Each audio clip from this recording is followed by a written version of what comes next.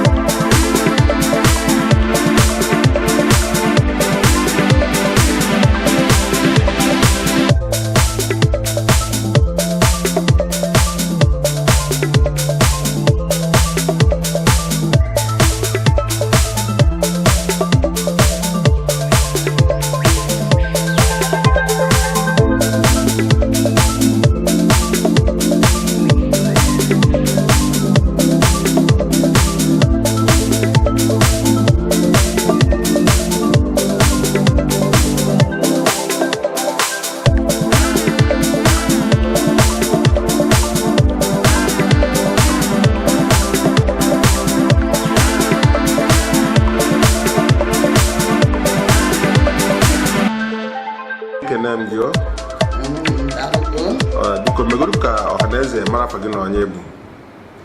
Afa m bụ Mrs. Pauline Nwora n'Idije. Be ndị be Dije ka nọ ihe a, be nna m bụ Stephen Dije. Ekele m gị. Na Amawbia, na Adabebe village Amawbia. Ekele m gị. Afụrụ nkwado niile a na-akwado gị n'ụbọchị nke taa, sị ka ịgwagodo Ọhaneze ife na-eme n'ezinụlọ a n'ụbọchị tata. Nke mbụ na mbụ ka anyị kenegodo Olisa bi n'igwe, onye nke kwuru na anyị afọ ụbọchị tata maka na ọkwanụ Chukwu ji ihe niile. Ọ bụ na ọ bụ mmasị ya nye ndụ taa ga-eme n'ụbọchị nke taa ka o ji wee nye anyị ndụ, anyị wee fọmọlicha anyị n'igwe nke anyị na-afụ taa wee dị ndụ wee na-afụ ya. Ụbọchị nke taa ana m echichi Ada dị ọra mma, Ada Itukumere Enyi, Adabebe village. Ndị be anyị sị ka ha nye m ọnụ Ada dị ọra mma. So n'ọnya ka anyị na-eme n'ụbọchị nke taa. Ekene m gị. Afọ na tata bụ ụbọchị aṅụrị. Gwana Ọhaneze ka obi dị gị tata n'ihi na ya Chineke ka o mere gị n'ụbọchị taa. Obi bụ m sọ aṅụrị. Ebe a nọkịta obi bụ m sọ aṅụrị.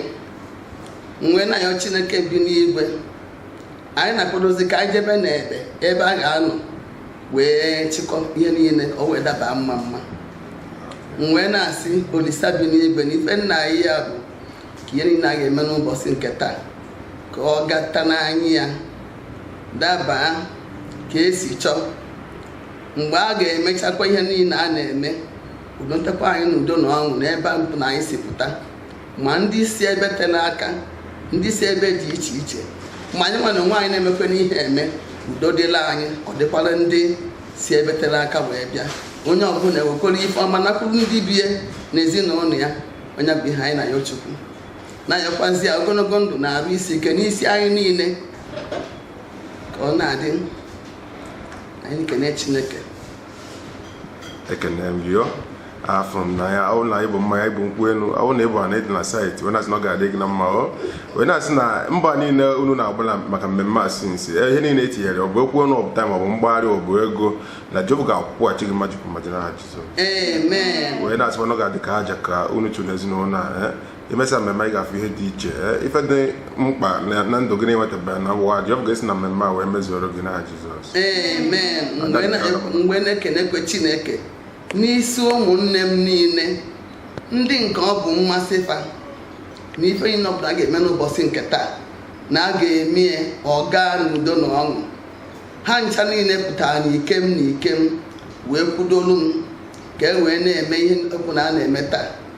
Wee wekwala ohere a wee na-ekene nwanne m nwoke bụ Engineer Edward Dije, onye nke bụ isi afro kwabụ onye nke sịrị na ihe ọbụla asịsị mebe n'ime ya na ya ekenekwa emi ya, kenekwuo Chineke n'isi ya na ya okwu ogologo ndụ na arụ isi ike n'ebe ọ nọ ka ọ na-echekwebe ezinụlọ ya, na-enyekwu ya ife mma ihe ji ọga ka ihe nwe ka ọ dịkwara na-aga n'udo n'afa Jizọs. Amen.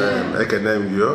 Boze Empire Media na-ekene gị wee na-asị na ọ ga-adị gị na mma, na-asị ije ka iji ọ ga-adị gị na mma. Ada dị ọra mma ọ ga-adị gị na mma. Ekene m gị. Ada dị ọra mma, Ada Itukumere Enyi, Ada Mọbebe.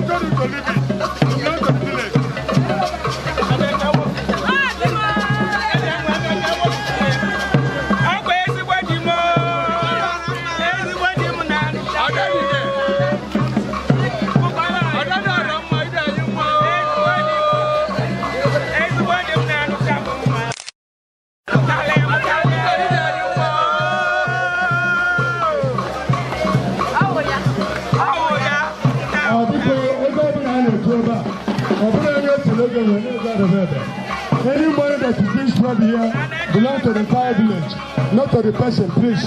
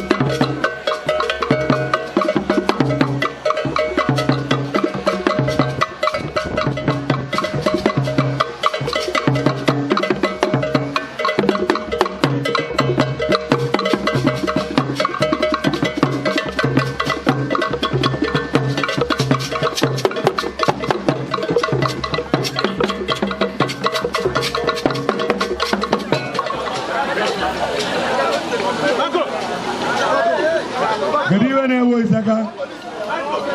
Gebe na-ewu ya. Jinu nwa ebiko ka iwe ghara ewu ya. I can ekene. Hello? Dr. Christian Wood. Huh? Mba. No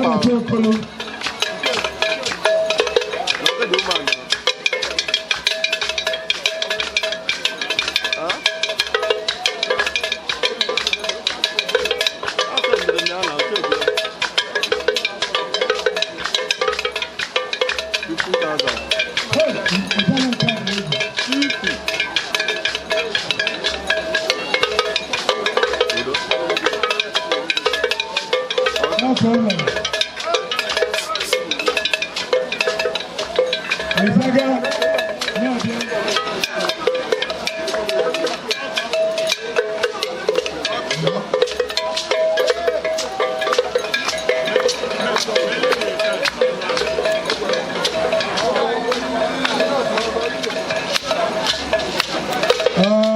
also the two more ago, I went to the National Dialogue. Aha. You know to go. Why you? You know to go to Bono Baba. All the way to Webiko. But I'm not to you go.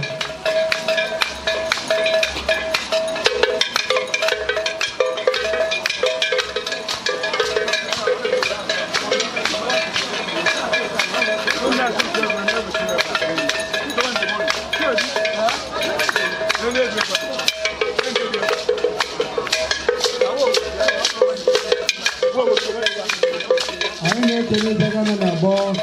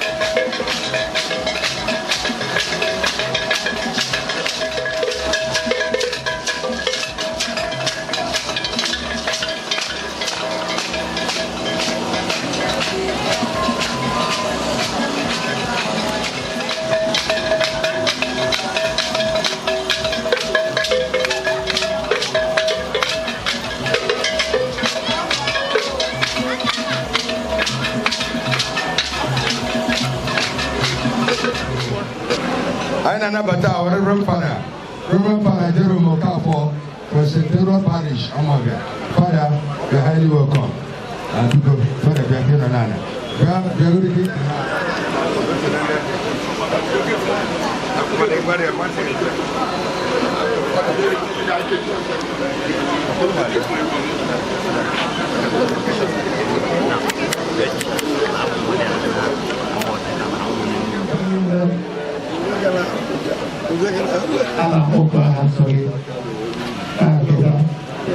Pastoral Chair and the Mayor, Robert Papa. No, I'm getting there. No, I'm going I got a piece of well, I get my money there. The first of all, I get a rich. And I don't get the young man on there. I know my job. To the last of more than just what I can. And if you be angry, they need to answer you there.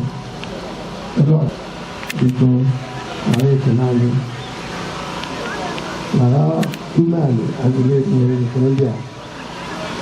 Because they have to design it. We have a better. We have no more time. The teacher was then being a Galata award. And we also have a teacher and the member of the staff. I will go for a more for Galata. Yes, very easy. It's a photo. And we have a government. And I don't know India.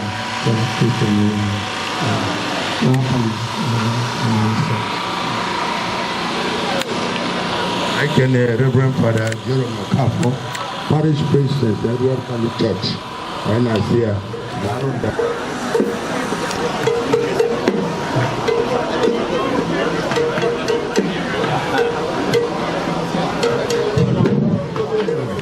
Ada bebe mamano, anambara ke to mamano. Ibo ngo ye tinya zebe. Ndada bebe kwala anya ba, bebe te kwala anya oji. Amma boze the MC. Oba to we ya lesa to we ka we. Chama bolo point.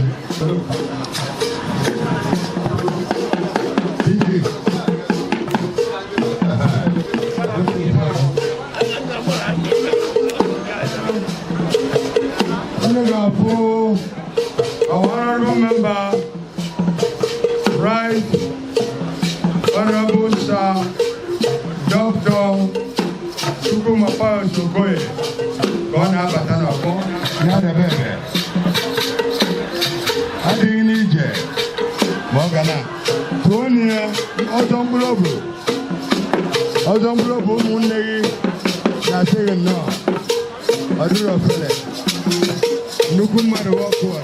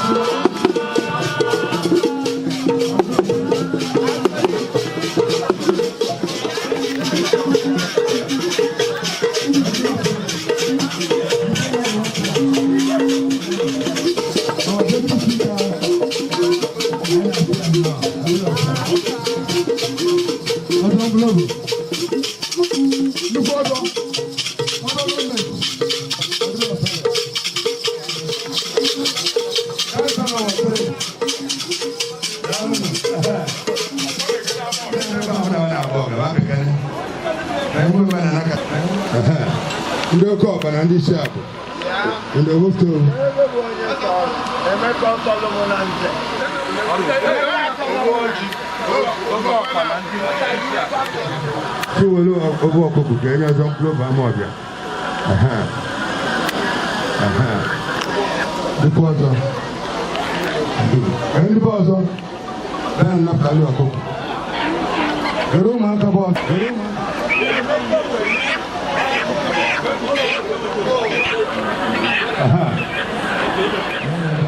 Ihe ndị PG. Bịa PG. Nye ka ndị wee na be. Awa amaghị. Okay. Anyị na-enye ọtakara ọjị ọnwa na ndị nwere ebe bụ ọjị.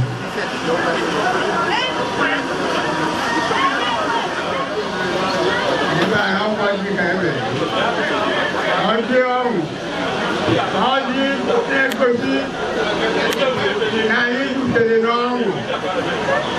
Na Chineke nna anyị nọnyere anyị wee na-eme ka anyị na-arọ n'aba na-arọ. Wee bụ arọ nke a, n'olili nke a, ọnya nwe ndụ nwere arụ ike, ya na-enye onye onye nwere onye pụrụ ịnapụ ya na onye ọgọzi nwere onye pụrụ ịkọzi anyị, onye ọ nọrọ edo nwere onye pụrụ ime Chineke anyị ji na-adaba ebe gara aga n'iru ma mụtara na-ejide ihe ọjọọ agara adabataba. Anyị lọchala na 2025, anyị ga-emekwa nke 2026, ogbuo ibu karịa nke 2025. Ọ gara alọnyala na-echebe anyị, ọdịda ndị niile tụkwasịrị ya obi na ba ga-enwe mmeri. Anyị na-ayọ Chineke ndọpụrụ ka ọ bịakwa anyị niile gọzie ndị nke anyị, ma ndị nọ n'ụlọ ma ndị nọ n'ezi, ma ndị nọ nso ma ndị nọ n'otu aka. Ka anyị na-ejere na na-apụta na-ewenata ka mmeri bụrụ nke anyị, ka ọdịda bụrụ nke ndị niile na-enye anyị nsogbu. Anyị na-ayọ ọdịda anyị etu a. Wee 2025 Ituku mere ndị festival. Nnukwu ngozi ka ọ wetara anyị. O mere ka anyị dịtụ aka. O mee ka iwere agara anyị nke ọma. Anyị na-ayọ na-ekene ozi na onye ekene nyere nke ome nke karịrị anyị. Ọrụ ebe anyị, chebe anyị, gọzie anyị, buli ibe niile na ibe niile n'ebe anyị. Anyị na-ayọ ka ọ dịrị anyị otu a n'aba nke nna na nke ọkpara na nke mmụọ nsọ.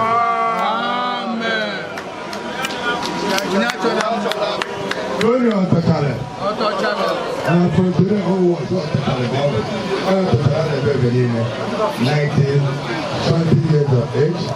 Chief Richard Okonkwo onye achọna m fada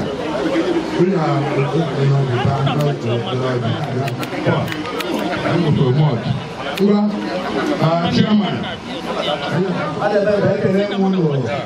ekene m ụlọ mụọnụ zụọnụ anyị taghị obido Jesus name.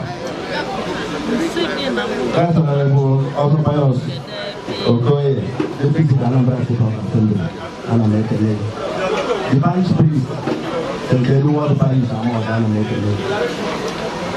DJ Amawọja ana m ekele. Ọnwa daalụ nne ndị nze na ndị ọzọ nke onye ọbụla onye chi na nzele ndị lọlọ ana m ekele onye ọbụla mmadụ ọbụla ana m ekele na-ekele nwoke na nwaanyị onye ọbụla n'ebe a ana m asị unu daalụ nri nne. Ndị Igbo tụrụ ilu si na agha akara aka na ọ naghị eri ngwụlọ.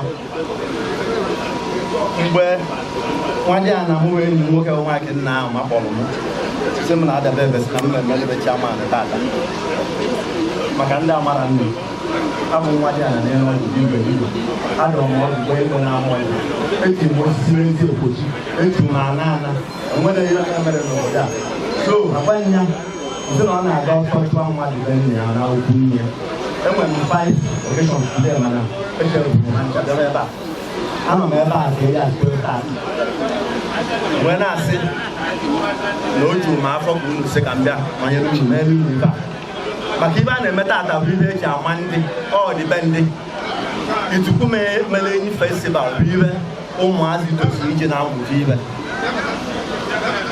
maka na a na-akụzi mgbe o ji bido o tere aka ọ bụrụ tata ọ bụrụ 1970 oyibo a na-emebe emegbu na iwu wee kene Chukwu nne n'ọmụma nọ n'isi oche tata a na-eme ya wee na-ekwu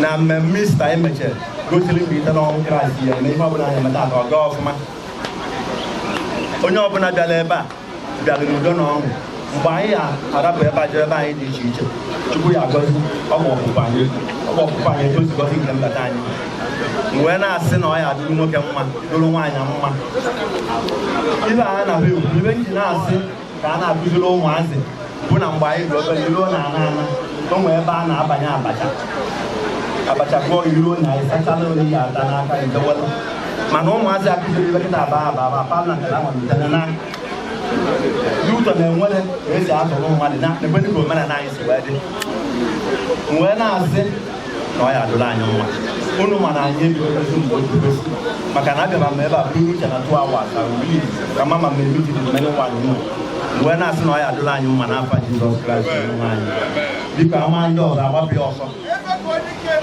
daalụ Emeka Nwora, Chairman of the Bebe, and Deputy President General, Amabata Union, Rabia, Belani, welcome. I will stand on the existing protocol. Today we are gathered to appreciate our sons and daughters, friends and warriors who have contributed immensely in human and community development of this village by conferring chieftaincy title to them. They include Mr. Francis C. Echezono, Chief Elder Richard Okonkwo, Chief Ekene Okoye, Chief Mike Warford, Mr. Uche Okonkwo, Barrister C.I. Machi, Barrister Frank Ndibe, Chief Dr. Emeka Obi Nwora, Chief Mrs. Chiamaka Ugo Okoye, Chief Mrs. Obi Joy Ogo.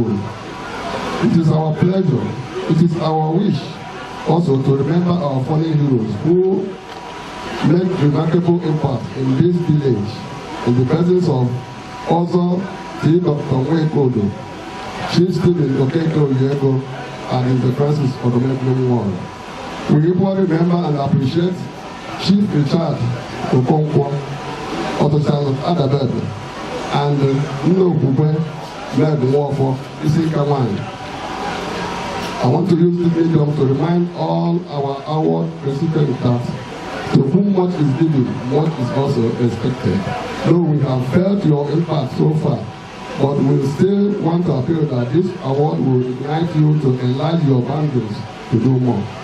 I have no doubt that you will use your position and relationship to make positive influence to the lives of our people as today marks the beginning of your recognition for your numerous contributions and favor on your business and lives. Finally, I will wish to conclude this address on a note of appreciation. First, my eternal gratitude goes to God, the Almighty, for uniting our people. I thank the planning committee for excellent arrangement of this festival. I thank the women wing of ADA, the youth wing, Isiabu, Okom, and my executive for their support and understanding. I thank the various dance groups that have added color to this occasion. Distinguished ladies and gentlemen, thank you for honoring our invitation. May God, the good Lord, bless us all. Amen. President General Amobe, thank you. He is organizing an election here on the 28th of this month to hand over to the new village administration to face the number 2 job in Amobe. Thank you. I don't know better. Chairman of the next on our agenda. But I don't know where we put Kaya. I'm going to bless you.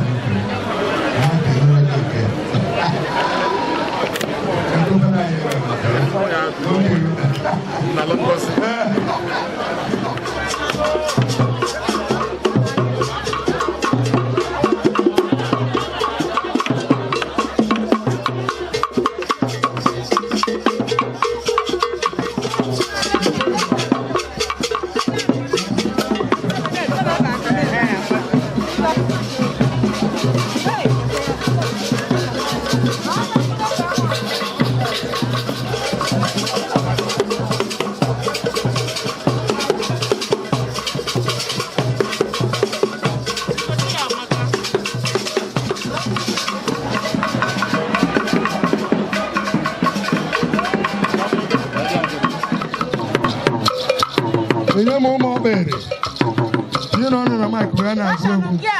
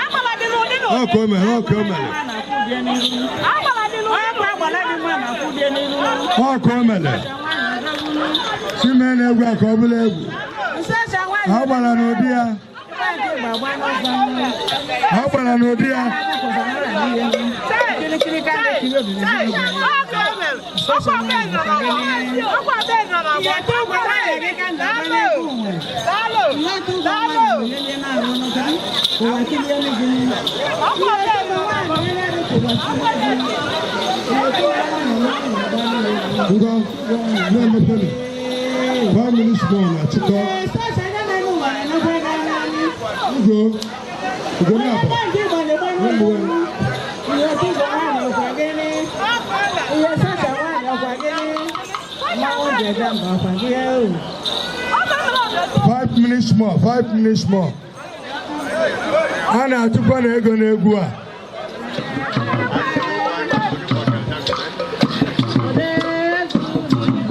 Ana tukwa na ego bikono. Ụmụ obere. Ana bebe ndị nwunye nọ n'ọbọ. Ọjọ obodo. Ọjọ obodo.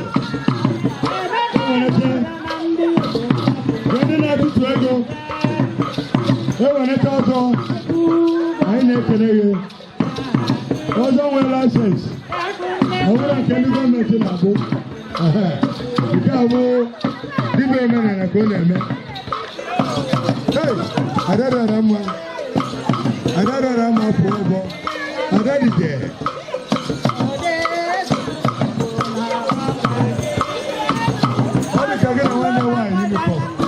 Anna Chiamaka.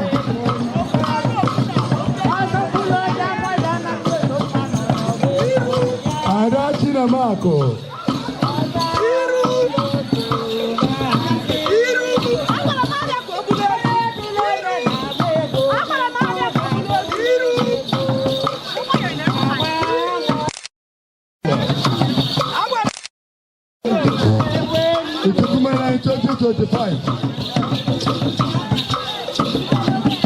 Unity of Father Baby. And then I took to get going about Moana.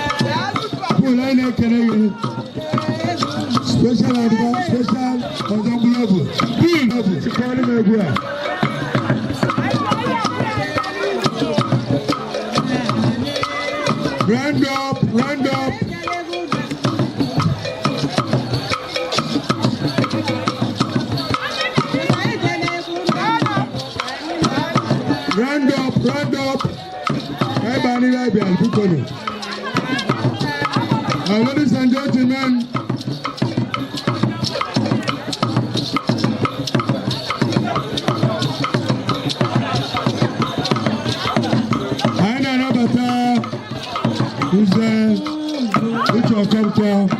Thank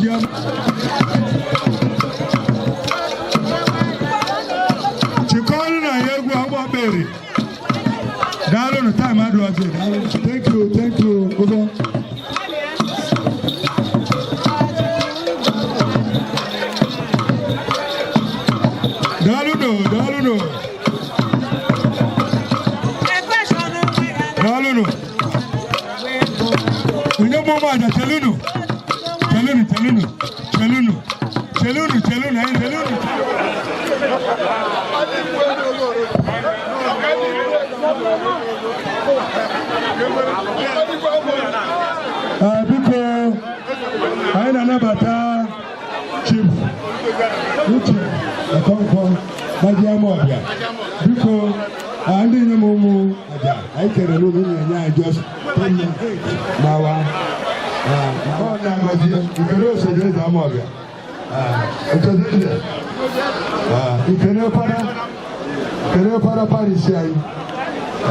PG Ọchara ụmụ nwanyị.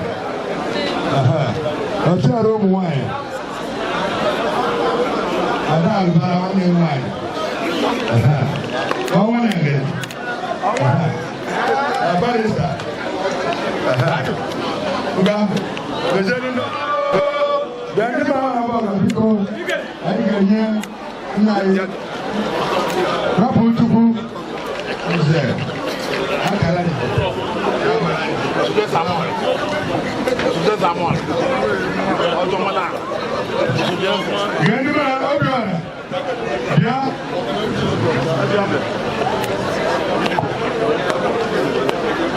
Akalan.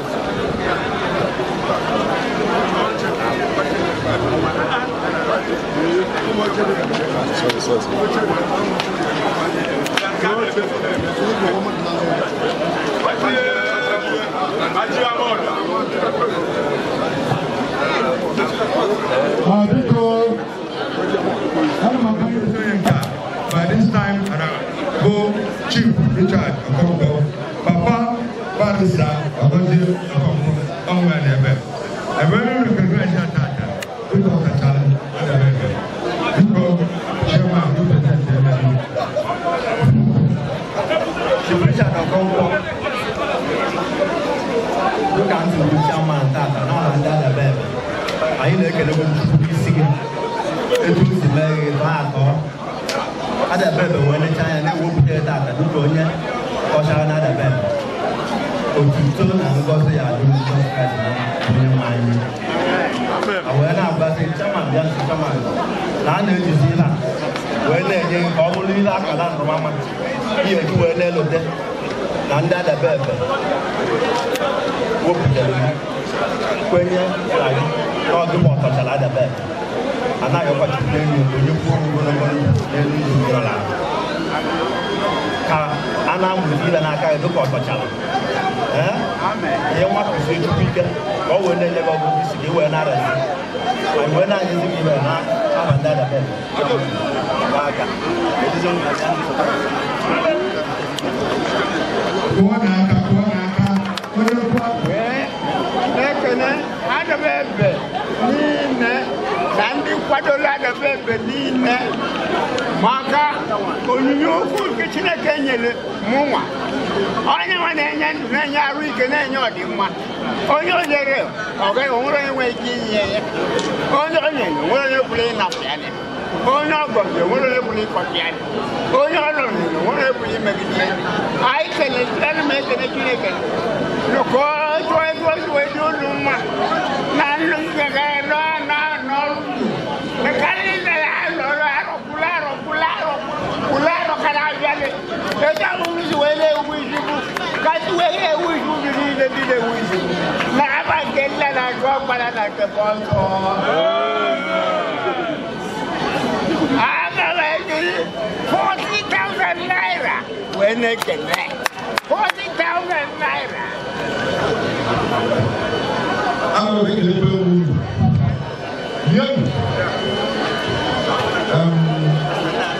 I'm standing on the existing protocol. Coming over the personal immunity. Who Pakistan is the last spot.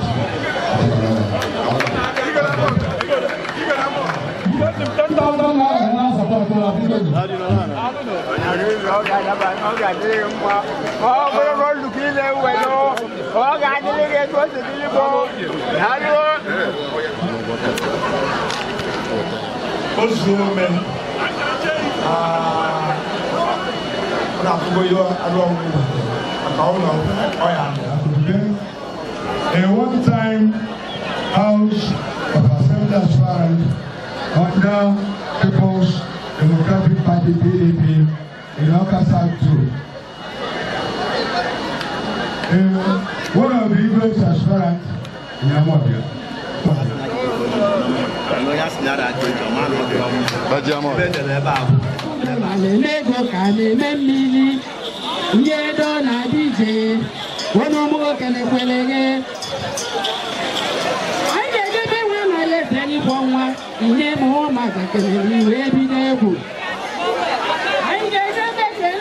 igwe laka inye m maja kelele iwe bi n'egwu ihe omena ọrụ ofe igwe laka ndị achịla anyị wawa n'egwu Chukwu nyela anyị gọba nna ọdị mma ogogo telemade ebe ọmaka n'ije mena nje pamako lele ọdị mma ogogo telemade ebe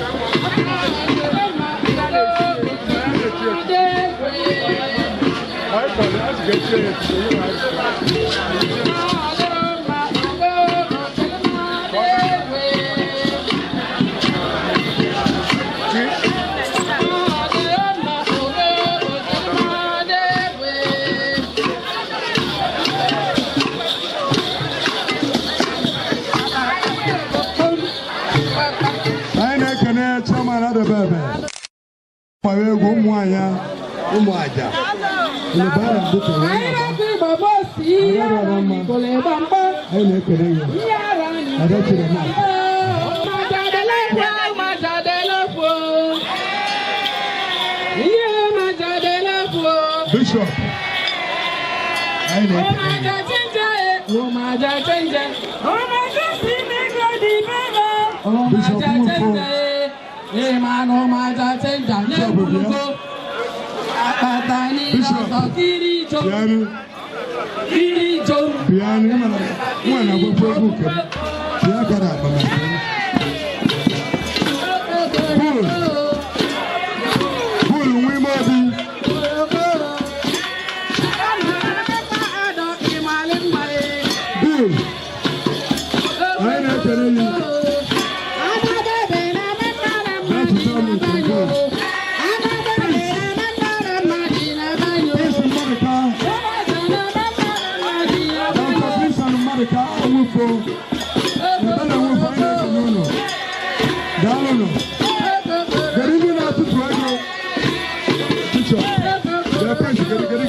Come.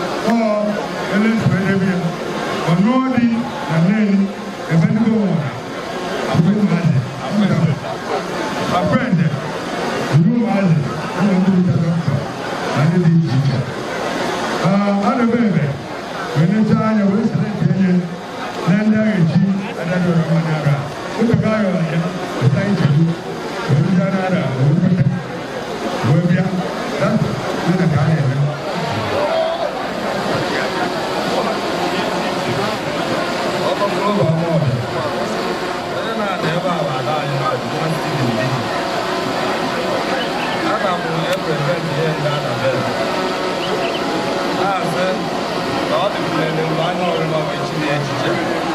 maka na o tego umeli ya so ana m represent na-asị ka eche ya echiche a o gburu ya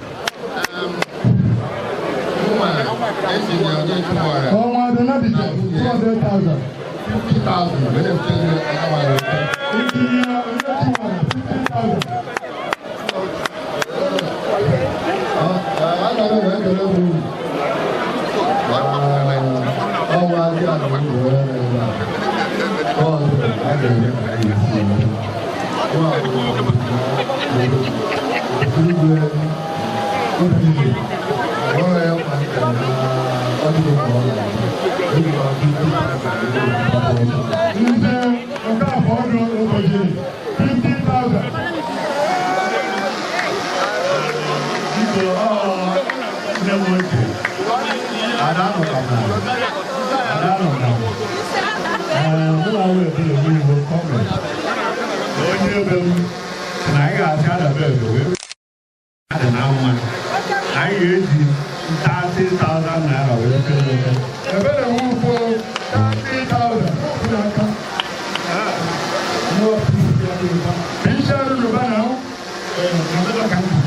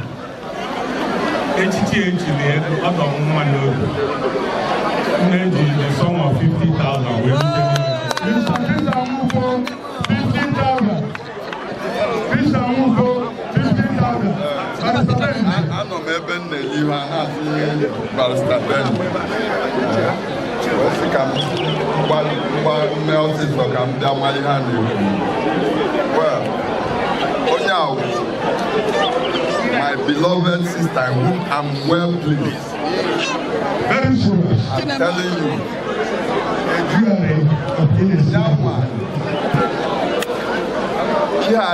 You deserve it. Mana, there's little I can do.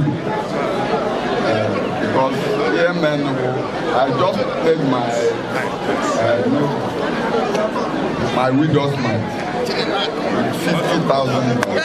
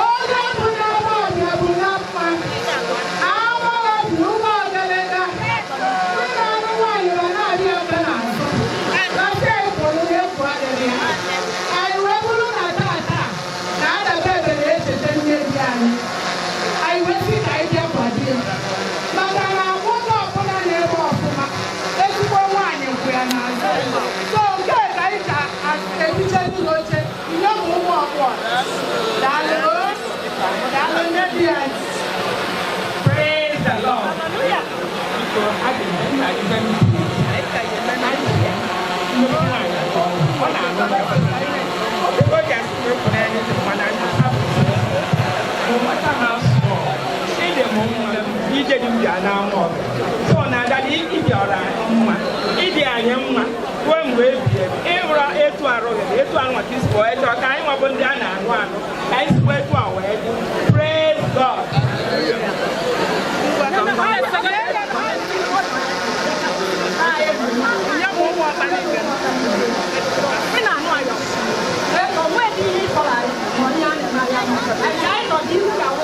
Yes.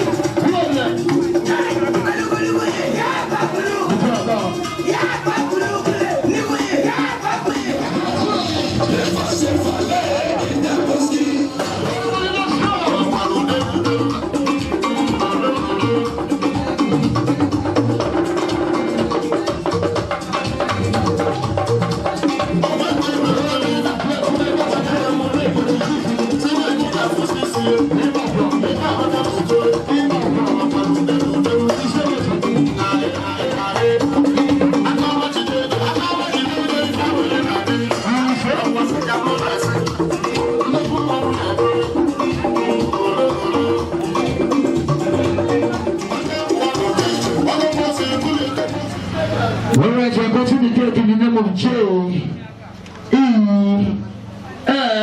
and a bigger S. Jesus. Master, what's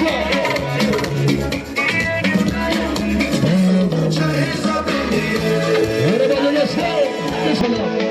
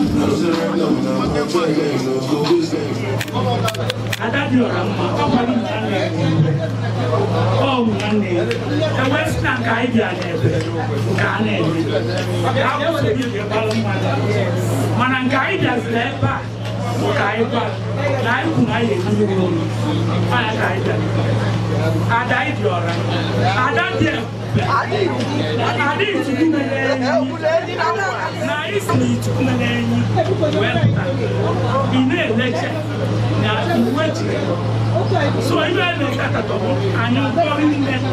I was market I was like oh by the name that's how we pay I waited to see that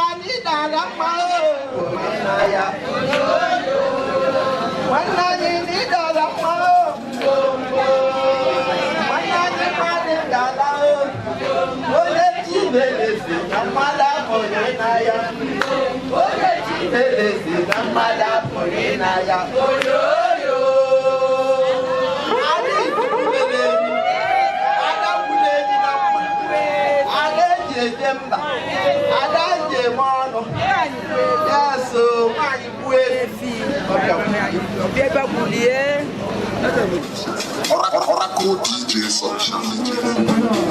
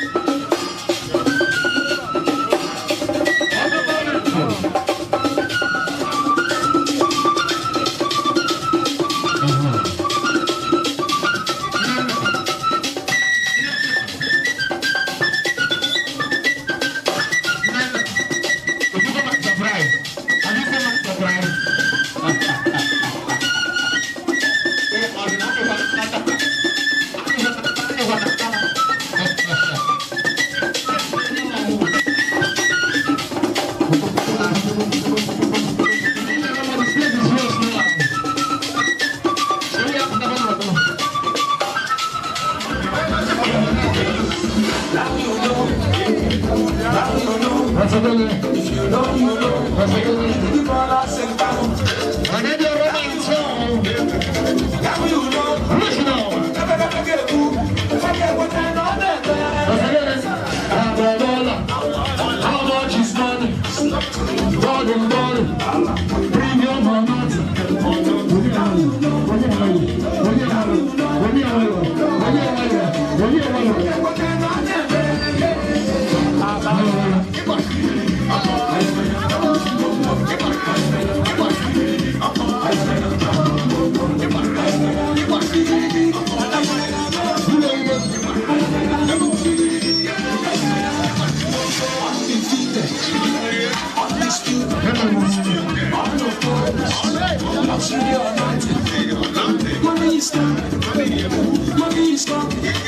Blessings from God.